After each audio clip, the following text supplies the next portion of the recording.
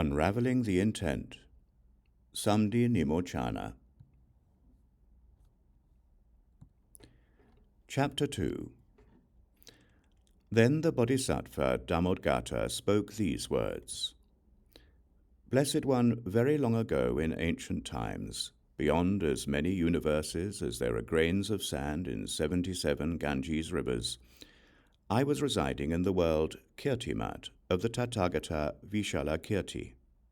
There I saw 7,700,000 non-Buddhists, together with their teachers, who had gathered in one place to consider the ultimate defining characteristic of phenomena.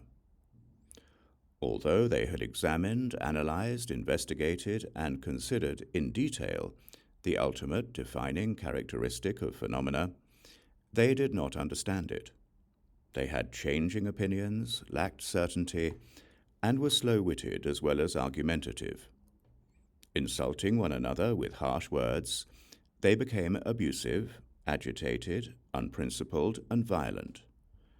Then, Blessed One, I thought to myself, this is so sad, and yet how marvelous, how wonderful are the manifestations of the Tathagatas in the world, and through their manifestations, the realization and actualization of the ultimate, whose defining characteristic is beyond all speculation.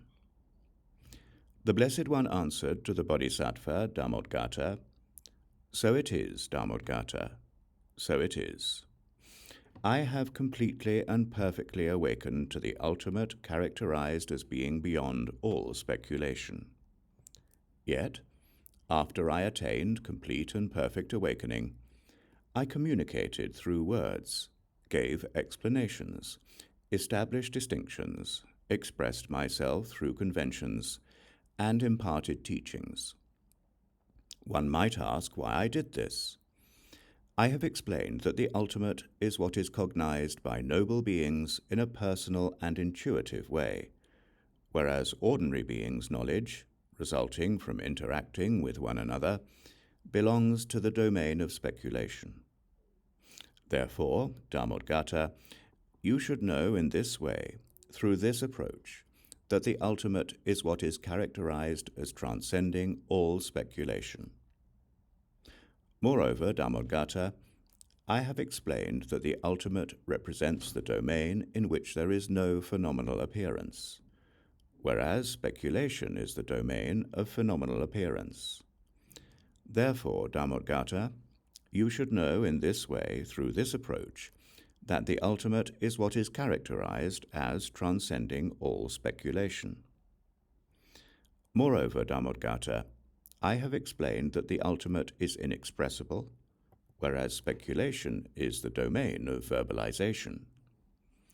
Therefore, Dhammodgata, you should know in this way, through this approach, that the ultimate is what is characterized as transcending all speculation. Moreover, Dhammodgata, I have explained that the ultimate is free from all conventions, whereas speculation is the domain of conventions. Therefore, Dhammodgata, you should know in this way, through this approach, that the ultimate is what is characterized as transcending all speculation. Moreover, Dhammodgata, I have explained that the ultimate is devoid of argumentative disputation, whereas speculation is the domain of argumentative disputation. Therefore, Dhammodgata, you should know in this way, through this approach, that the ultimate is what is characterized as transcending all speculation. Dhammodgata, it is like this. Beings who have only tasted pungent or bitter flavors their entire lives cannot imagine, infer, or appreciate the taste of honey and sugar. Those who have indulged in desire and have been burnt by the torment of desire for a long time cannot imagine, infer, or appreciate the inner happiness of the recluse, which is independent from all phenomenal appearances related to form, sound, smell, taste, and contact. Those who have indulged and taken delight in conversations for a long time cannot imagine, infer, or appreciate the inner happiness of the noble beings who remain silent. Those who have indulged and taken delight in conventions for a long time, through seeing, hearing, discriminating, and cognizing, cannot imagine, infer, or appreciate the cessation of all conventions, the nirvana that is the extinction of transitory aggregates.